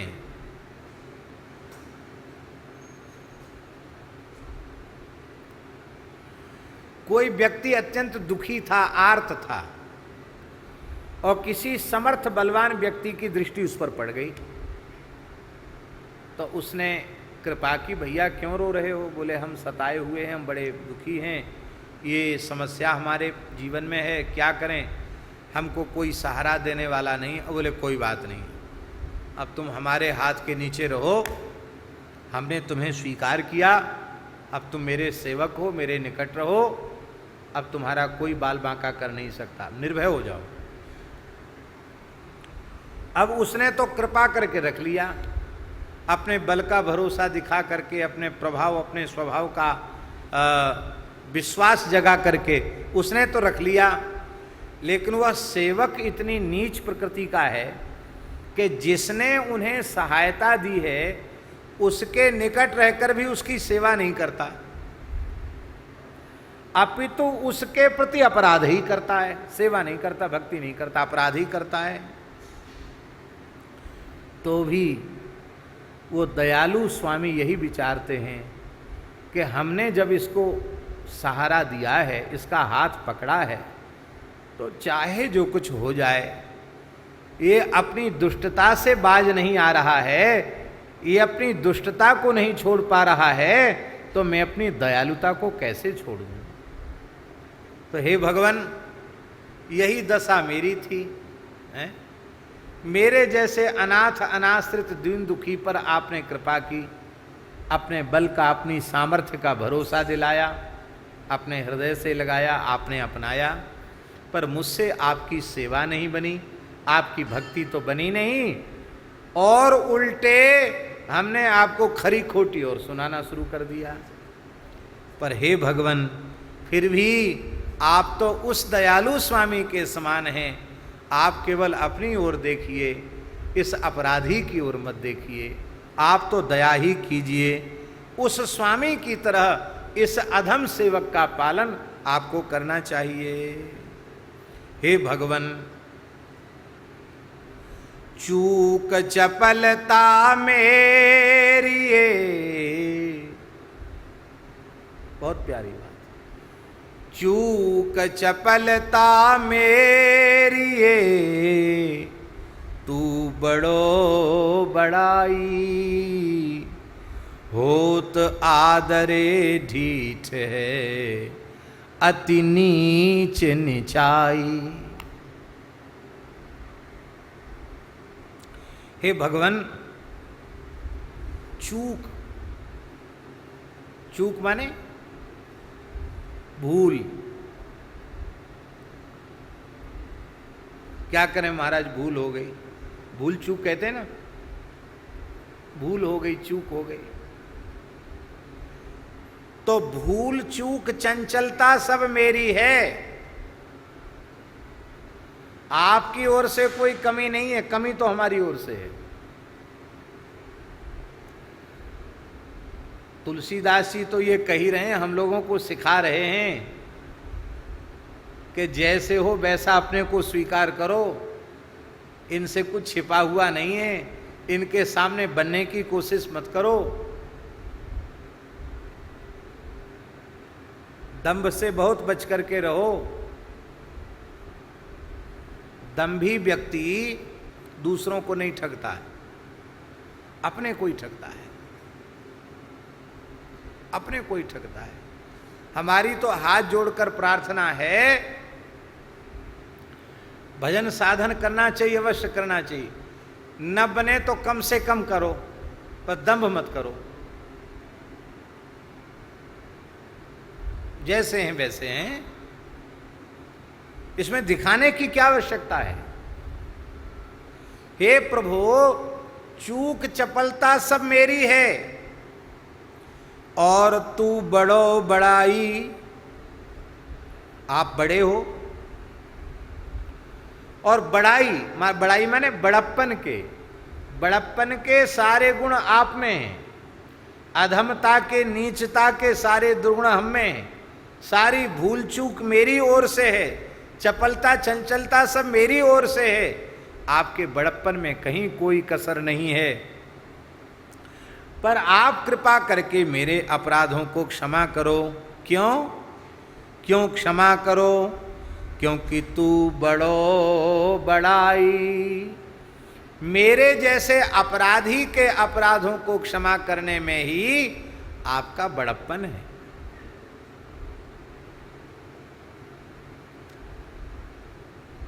दोष दुर्गुण युक्त पर कृपा की जाए तब तो उसको कृपा माना जाएगा। और अच्छे को तो सभी अपनाते हैं, बुरे से बुरे को अपना लिया जाए तो ना बड़ाई हुई। बड़प्पन इसी में सिद्ध होगा आपका कि मेरे जैसे को आप अपना ले में, इसी में आपका बड़प्पन सिद्ध होगा। और भगवान, हमने जो भूल की है, अपराध किया है, आपसे दुर्वचन कहे हैं, टेढ़ी बेड़ी बात जो हमारे अधिकार में नहीं थी वो बात हमने आपको कह दी, आपको खरी खोटी सुना दी, तो हे भगवान, ये तो हमारे जैसे लोगों का स्वभाव ही होता है, आदत ही है। क्या आदत है? बोले होत आदरे ढीठ है, अति नीच निचाई। प्रायः हमारे जैसे नीचों को कोई अपना लेवे और अपना करके उसका आदर करे, उसको आदर देवे, सम्मान देवे, तो उस आदर सम्मान को प्राप्त करके हमारे जैसे लोग यह नहीं समझते हैं कि देखो हम इस लायक कहाँ थे और इन्होंने कितनी कृपा की, मेरा इतना आदर कर रहे हैं, मेरा इतना सम्मान कर रहे हैं। वो ऐसा नहीं समझते हैं, वो तो उसे अपनी विशेषता मान लेते हैं कि हमारे में जरूर कोई विशेषता है, तब तो हमारा इतना समादर किया जा रहा है, इतनी जय जयकार हमारी हो रही है, इतनी स्तुति हमारी हो रही है, जरूर मेरे ऊपर विशेष कृपा है, हमारी विशेषता के कारण ये कृपा है। और ऐसा विचारने वाला वह अपराधी सेवक स्वामी की कृपा दया को प्राप्त करके भी ढीठ हो जाता, विनम्र नहीं होता, अहम शून्य नहीं बनता, दैन्य भाव से भावित नहीं होता, अपितु ढीठ हो जाता है। और जब धृष्ट हो जाता है, ढीठ हो जाता है, तो नीचता करने लग जाता है। महाभारत में एक अध्याय में भीमसेन ने क्षमा और दया की बड़ी निंदा की है। हाँ, वो पूरा अध्याय पढ़ने योग्य है। भीमसेन ने युधिष्ठिर से कहा, धर्मराज तुम्हारी दया और क्षमा का परिणाम सब भोग रहे हैं, और कहा हमारी समझ में नहीं आता कि दया क्षमा ये किस काम में आते हैं, ये क्या तुम्हारे जैसे सज्जनों को पीड़ा देने के काम में आते हैं क्या? देखो वे निर्दयी नीच दुष्ट दुर्योधन आदि कितने गुलछर्रे उड़ा रहे हैं, संपत्ति भोग रहे हैं, और आप जंगलों में भटक रहे हैं। इसलिए क्षमा दया छोड़िए, क्षत्रिय हो, भरतवंशी, पुरुषार्थ का आश्रय लीजिए। मैं भीमसेन और गांडीवधारी अर्जुन जैसे आपके भाई हैं, नकुल सहदेव जैसे आपके भाई हैं, आप जंगलों में खाक छान रहे हैं, आप अनुमति दीजिए, मैं 100 कौरवों को अकेले मसल डालूंगा।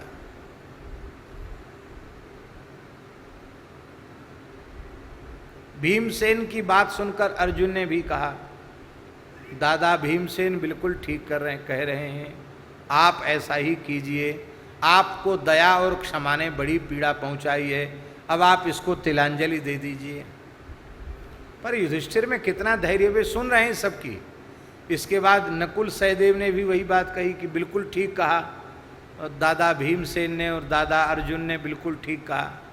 सबसे पीछे द्रौपदी बोली कि सब ठीक ही तो कह रहे हैं, आप तो कुछ बोलते ही नहीं हैं, कुछ बोलिए ना। युधिष्ठिर ने सबकी बातों का खंडन किया और खंडन करके कहा कि मैं अपनी दया क्षमा के गुणों का त्याग नहीं कर सकता, मैं धर्म और सत्य का त्याग नहीं कर सकता, मेरे लिए राज्य के भोग और संपत्तियों का कोई मूल्य नहीं है। मैं धर्म पास में आबद्ध हूं, मैंने धर्माचरण का व्रत किसी दूसरे का सहारा लेकर के नहीं लिया है, मैंने धर्माचरण का व्रत स्वयं ही ग्रहण किया है। इसलिए मेरे इस व्रत में तुम सब अपने को उपयोगी मानते हो तो हमारे साथ रहो, नहीं तो आज ही हम सबको मुक्त करते हैं, तुमको जहाँ जाना हो जाओ, पर मैं धर्म और सत्य के पास में आबद्ध हूँ। मैं 12 वर्ष का वनवास और 1 वर्ष का अज्ञातवास पूर्ण करूँगा। जब अपना निर्णय सुनाया तो भीमसेन, अर्जुन, नकुल, सहदेव, द्रौपदी सब रोने लगी। बोले आपके चरणों को छोड़ के कहीं नहीं जाएंगे, आप कष्ट सहो तो हम भी आपके पीछे ही हैं। तो वहां उस प्रकरण में भीमसेन ने कहा है कि नीचों पर दया करने वाले स्वामी, वो उनके सेवक इतने धृष्ट हो जाते हैं कि वे स्वामी का बात बात पर अपमान करने लग जाते हैं, उनकी किसी भी वस्तु को बिना पीछे उपयोग करने लग जाते हैं, फिर वे समझाते हैं तो अवज्ञा पूर्वक वे हंसिया करते हैं, और इस तरह से बेचारा स्वामी वो दया करते करते परेशान, पर उन दुष्ट सेवकों की वृत्ति में परिवर्तन नहीं होता। इसलिए दुष्टों को तो दंड देकर ही सुधारना चाहिए, ये भीमसेन का मत है। पर युधिष्ठिर कहते नहीं, दुष्ट अपनी दुष्टता नहीं छोड़ सकता है तो मैं अपनी सज्जनता क्यों छोड़ूं, मैं अपनी सज्जनता का त्याग नहीं कर सकता। तो आपका बड़प्पन इसी में है, हमारे जैसे व्यक्ति को आपने आदर दिया तो मैं ढीठ हो गया, और जब ढीठ हो गया, धृष्ट हो गया, तो हमने ढिठाई की बातें कर दी, अब आप क्षमा कर दीजिए भगवान, क्योंकि मैं तो ऐसा ही हूं। हे भगवान, बंदी छोर बिरुदावली निगमागम गाई, बंदी छोर बिरुदावली निगमागम गाई। आपकी जो बिरुदावली है वो बंदी छोर है। बंदी छोर का मतलब है बंधन से छुड़ाने वाली है, समस्त बंधनों से मुक्त करने वाली आपकी बिरुदावली है, माने आपका श्रेयस है। ऐसा निगम और आगम माने वेद और शास्त्र, ये सब आपके प्रभाव का, आपके स्वभाव का वर्णन करते हैं कि आपकी कीर्ति ही ऐसी है जो जीव को संस्कृति के चक्र से छुड़ाने वाली है। इसलिए नीको तुलसीदास को तेरी ये निकाई, तुलसीदास का तो भला आपके भला करने से ही होगा, आपकी भलाई से ही तुलसीदास का भला होगा। हमारे में ऐसा कोई साधन नहीं है, जप तप नहीं है, हमारा ऐसा कोई पुरुषार्थ नहीं है जिससे हमारा भला हो सके। हे नाथ, ये भला तो आपकी कृपा से ही मेरा होगा। इसी को कहते हैं केवल और केवल कृपा का आश्रय लेकर के रहे। बोलो भक्तवत्सल भगवान की जय। अब ये हनुमान जी के वंदना का अंतिम 12वां पद, और ये पद तो इतना प्रसिद्ध है कि प्रायः रामचरितमानस के पाठ के मंगलाचरण में और भी अनेक वक्ता लोग अपनी कथा के मंगलाचरण में इस पद का स्मरण प्रायः करते ही हैं। बड़ा सुंदर पद है।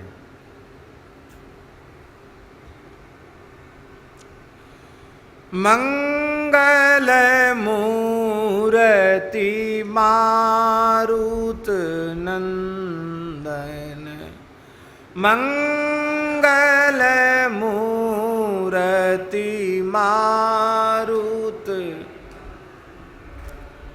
सकल अमंगल मूल निकंदन, सकल अमंगल मूल निकंदन,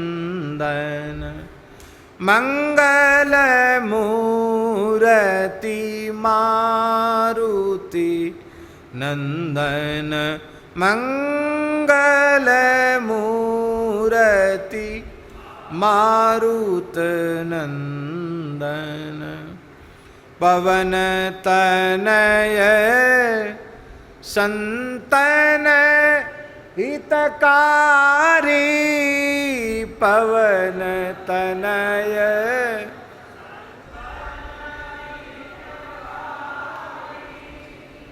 हृदय विराजत अवध बिहारी, हृदय विराजत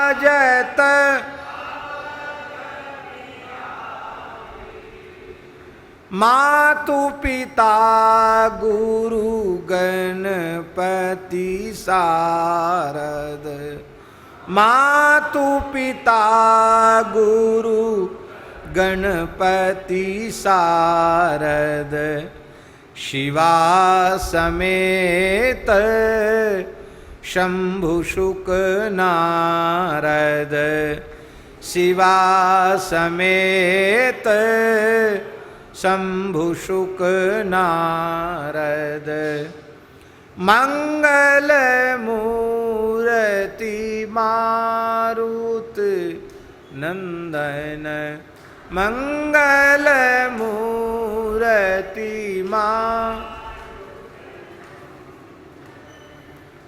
चरण बंदी बिनवो सब काहू, चरण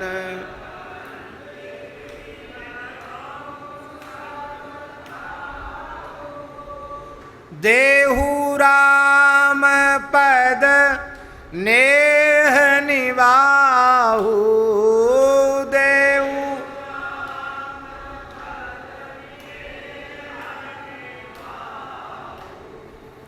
बंदो राम लखन वैदेही, बंदो राम लखन वैदेही,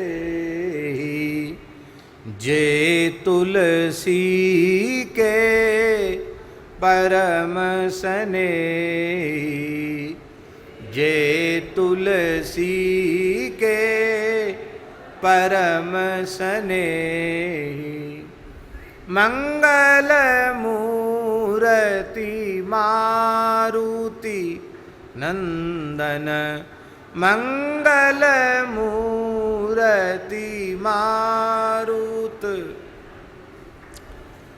सकल अमंगल मूल निकंदन, सकल अमंगल मूल निकंदन, सकल अमंगल मूल निकंदन, सकल अमंगल मूल निकंदन। ये इतना सुंदर पद है, सबसे बढ़िया मंगलाचरण है, इसमें सब आ जाते हैं। इसमें इस पद में एक विशेष भाव है। वो विशेष भाव ये है कि अभी पूर्वोक्त पदों में तुलसीदास जी बार बार अपने दोषों को स्वीकार कर रहे हैं। मेरी नीचता है, मेरी बुराई है, मेरी कृतज्ञता है, मुझ में ऐसा है, मुझ में वैसा है, सारे दुर्गुण गोस्वामी जी स्वीकार कर रहे हैं। अब इस पद में वो ये कहना चाहते हैं कि यदि आप कहो कि आपको पता चल गया कि आप में इतने इतने दुर्गुण हैं, 3 दुर्गुणों को आप मिटा दीजिए, तो हम मिटा भी नहीं सकते। क्यों नहीं मिटा सकते? बोले अपने मिटाने की सामर्थ्य हमारी होती तो हमने कब का मिटा दिया होता। तब क्या करोगे? तो तब करेंगे कुछ नहीं। हम तो आपका आश्रय लिया है और आपके ही आश्रित रहेंगे, आपका ही आश्रय लेकर रहेंगे। तो हमारे आश्रय से क्या मिलेगा? बोले हमें पता है कि आप है किसको, हाँ, थोड़ी देर कीर्तन कराएं।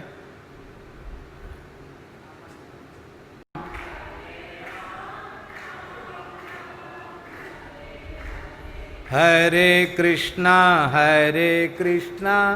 कृष्णा कृष्णा हरे हरे, हरे कृष्णा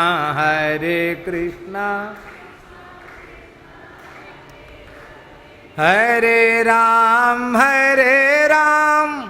राम राम हरे हरे, हरे राम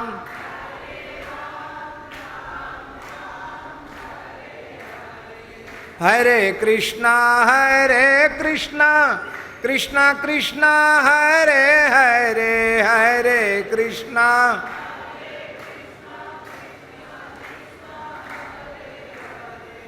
हरे राम राम राम हरे हरे, हरे राम राम राम हरे कृष्णा कृष्णा कृष्णा हरे हरे, हरे कृष्णा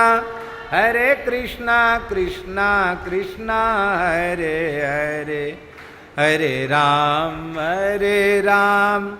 राम राम हरे हरे, हरे राम हरे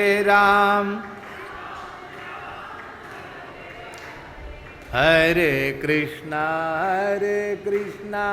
कृष्णा कृष्णा हरे हरे, हरे कृष्णा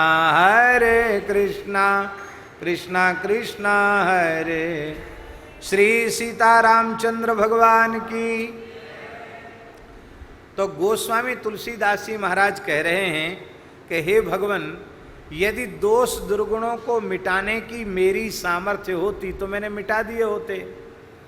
यही समझकर कि मैं अब हार चुका हूं, तभी मैंने आपका आश्रय लिया है। हनुमान जी बोले हमारा आश्रय लेने से क्या होगा? बोले हमको पता है कि आप मंगल मूर्ति हैं। हे मारुति नंदन, हे पवन कुमार, आप तो मंगल की कल्याण की मूर्ति हैं। क्यों? बोले मंगल भवन अमंगल हारी, जो दशरथ अजिर विहारी हैं, वे प्रणवं पवन कुमार खलवन पावक ज्ञान घन, जासु हृदय आगार बसई राम सर चाप धर। इसलिए आप तो मंगल मूर्ति श्री रघुनाथ जी के निधान होने के कारण आप मंगल की मूर्ति हैं। और ऐसी मंगल मूर्ति जो आप हैं, आपके आश्रय लेने की यह महिमा है कि सकल अमंगल मूल निकंदन। बहुत ध्यान से सुने। अमंगल का तो निकंदन हो गया, अमंगल को तो समाप्त कर दिया गया, दोष दुर्गुणों को अशुभों को समाप्त कर दिया गया, पर उस अमंगल की जड़ रही आई। तो जब तक उसकी जड़ नहीं खोदी जाएगी तब तक अमंगल की निवृत्ति नहीं होगी। सर्वथा अमंगल की निवृत्ति तभी हो सकेगी जब अमंगल का जो मूल है, उसकी जो जड़ है, उसको खोद कर बाहर फेंक दिया जाए।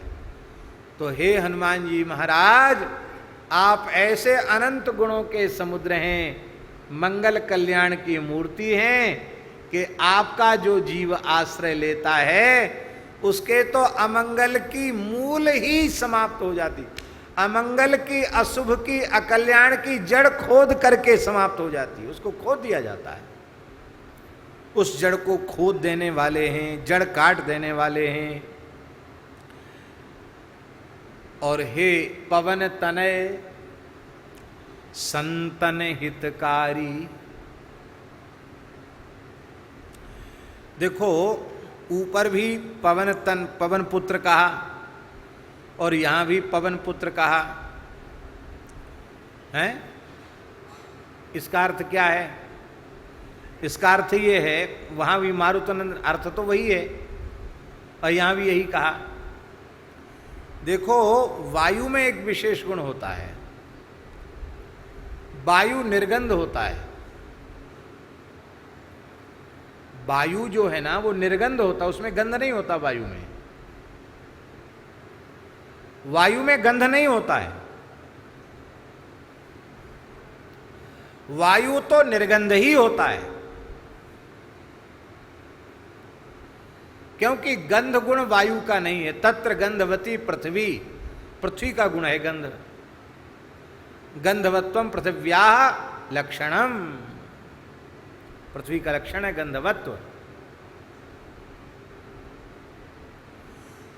तो वायु जब सुगंधित प्रदेश में होकर के निकलता है, किसी जूही चमेली और बेला गुलाब इसके बगीचे से होकर के निकला तो वायु सुगंधित हो जाता है।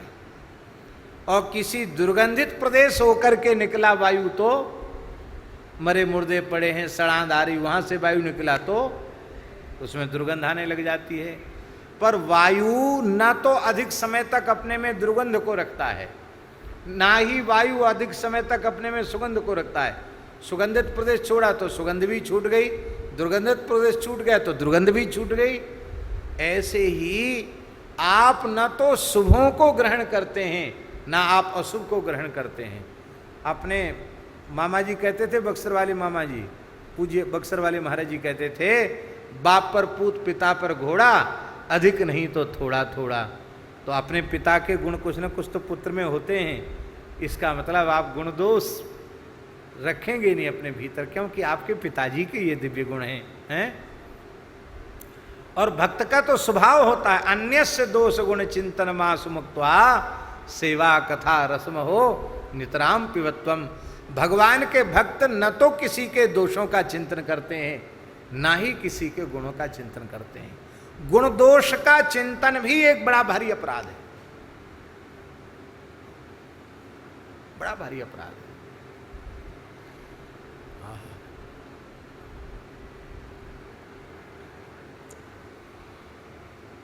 पवन तनय, आप पवन तनय हैं, संतन हितकारी, आप संतों का परम हित करने वाले हैं।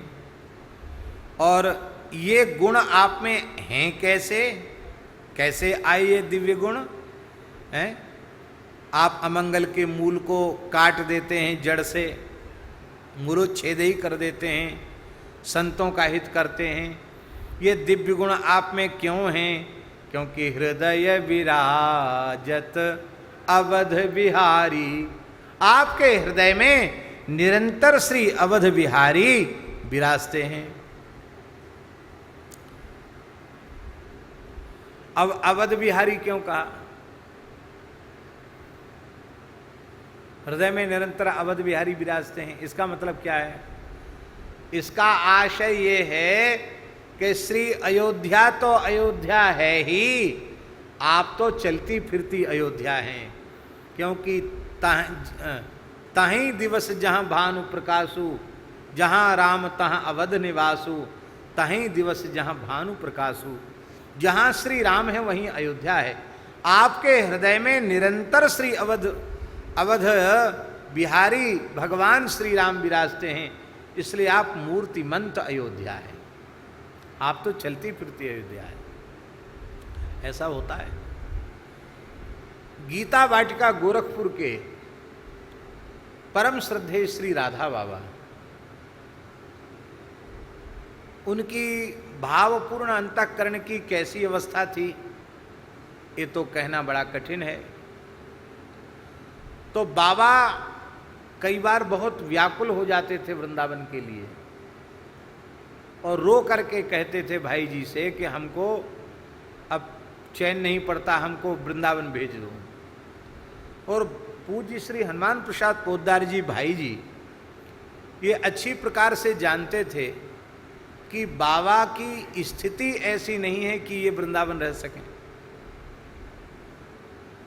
ये विकलता, व्याकुलता, विरह, वेदना ये सब घटेगी नहीं, वहां जाकर और बढ़ेगी। कौन संभालेगा इनको? तो भाई जी समझा बुझा करके उनको रोक देते, कोई बात नहीं, हम चलेंगे, आपको दर्शन करा लाएंगे, आप तो मेरे ही पास रहिए। एक दिन बाबा ने थोड़ा प्रणय कोप किया। बाबा भाई जी से बोले, आप हमारा टिकट नहीं कराइएगा ना? पैसा रखते नहीं, पैसा छूते नहीं बाबा, आप हमारे टिकट नहीं कराएंगे तो कोई बात नहीं है, आप टिकट नहीं कराइए, आपको फुर्सत नहीं है, आप कहते ले चलेंगे, आप खुद भी नहीं जाते, हमको भेजते भी नहीं है, आप टिकट नहीं कराएंगे ना, हम पैदल पैदल चले जाएंगे।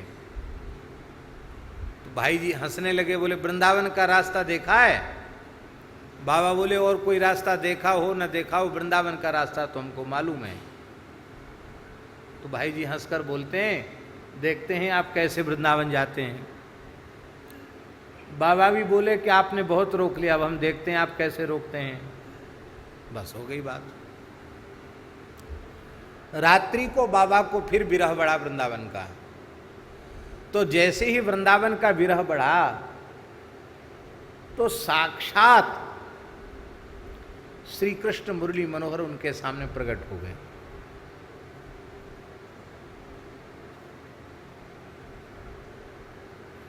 साक्षात मुरली मनोहर श्री कृष्ण प्रकट हो गए।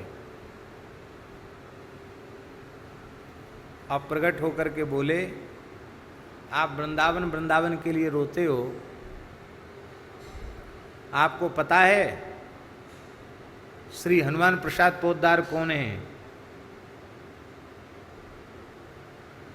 ठाकुर जी बोले, श्री हनुमान प्रसाद पोद्दार चलते फिरते वृंदावन हैं।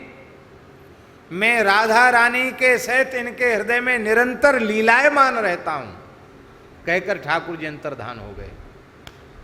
बाबा ने निश्चय कर लिया, अब मैं भाई जी से दूर नहीं रहूंगा, अंतिम क्षण तक भाई जी के निकट रहूंगा और जहां भाई जी का अंतिम संस्कार होगा, अंतिम श्वास तक वहां रहूंगा। बाबा के इसी निश्चय के कारण भाई जी के शरीर का संस्कार गीता वाटिका के परिसर में ही कराया गया, क्योंकि कोई राजी नहीं था कि बाबा जीवन भर यहाँ रहे, अब वृद्धावस्था में स्मशान में जाकर के बाबा रहे। प्रातःकाल बाबा पहुँचे भाई जी के पास। बोले, हम सोचते थे कि कई लोग आपको पोद्दार महाराज कहते हैं, ये महाराज क्यों कहते हैं? तो बाबा ने हंसते हुए कहा कि महान राज रहस्य आपने अपने भीतर छिपा रखा है, इसलिए आप महाराज हैं। अब मैं आपको छोड़ के कहीं नहीं जाऊंगा। तो वस्तुतः भक्त जो होते हैं वे ही धाम के चलते फिरते स्वरूप होते हैं। हृदय विराजत अवध बिहारी, आपके हृदय में अवध बिहारी विराजते हैं, इसलिए आप तो चलती फिरती अयोध्या हैं। आपका आश्रय साक्षात श्री रघुनाथ जी का आश्रय है, हे भगवान। और अब ये वंदना करने के बाद कहते हैं, मातु पिता गुरु गणपति सारद, शिवा समेत शंभु सुक नारद। मैं माता पिता की वंदना करता हूँ, विनय पत्रिका में किसी को छोड़ा नहीं। जन्मदात्री माता हुलसी को भी प्रणाम करता हूँ, पिता को भी प्रणाम करता हूँ, गुरुदेव को, गुरु से दोनों गुरु, दीक्षा गुरु श्री स्वामी नरहरियानंदाचार्य जी महाराज और शिक्षा गुरु श्री शेष सनातन जी महाराज, दोनों को प्रणाम करता हूँ। गणपति गणेश जी को प्रणाम करता हूँ, भगवती सरस्वती को प्रणाम करता हूँ, शिवा समेत शंभु पार्वती जी के सहित भगवान शिव को प्रणाम करता हूँ, सुखदेव जी को प्रणाम करता हूँ, श्री नारद जी को प्रणाम करता हूँ। और चरण बंद बिनबऊं सब काहू, सब काहू का दो प्रकार से अर्थ किया जाएगा। एक तो ये है कि इन पूर्वोक्त सबों की मैं वंदना करता हूँ। एक अर्थ यह होगा कि इनका तो नाम ले ही लिया, इनके अतिरिक्त जो भी संत भक्त हैं, अब कोई यह न कहे कि हमारी वंदना छोड़ दी, हमको इसलिए चरण बंद बिनबऊं सब काहू।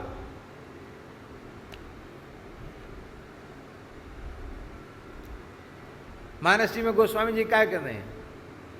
बंदऊ किन्नर रजनिचर कृपा करहु अब सर्व, जड़ चेतन जग जीव जत सकल राममय जाने, बंदऊ तिनके पद कमल सदा जोर जुग पान।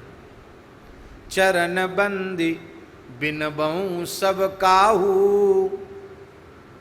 देहु राम पद नेह निवाहू। मैं चरणों में प्रणाम करके चरण बंद बिनबऊं सब काहू, सबको प्रणाम करता हूँ और प्रणाम करके विनती करता हूँ, देहु राम पद नेह निवाहू।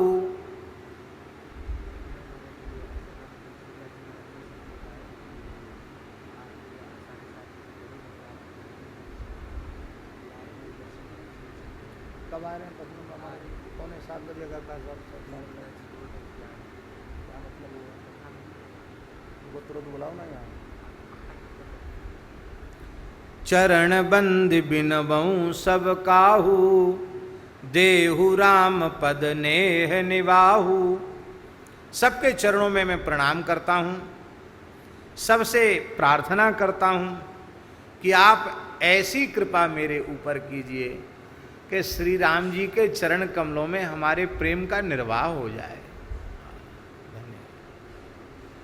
अंतिम बात है, इसका मतलब है हमारी ओर से तो निर्वाह होना नहीं है, आप सब कृपा करो तो राम जी के चरणों में हमारे प्रेम का निर्वाह हो जाएगा।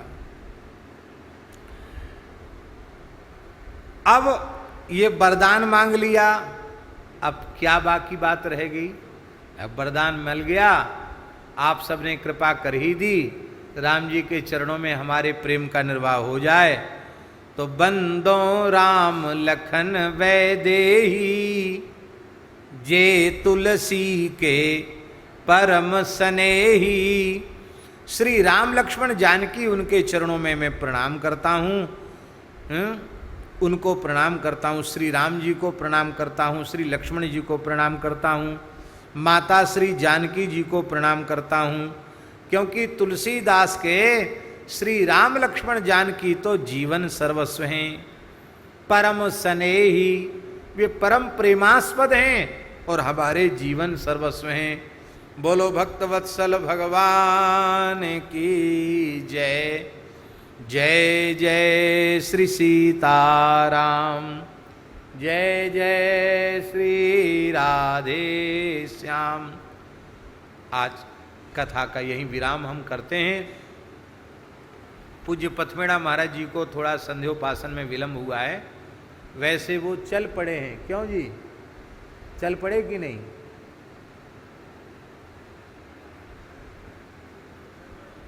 चल पड़े हैं। जिन्हें दर्शन की कामना हो वो 5-7 मिनट रुक जाएं, दर्शन करके जाएं, और जिन्हें त्वरा हो वो जा सकते हैं। यहीं आज अपनी कथा का हम विराम करते हैं। श्री राम जय राम, जय जय राम, श्री राम जय राम, श्री राम जय राम, जय जय राम।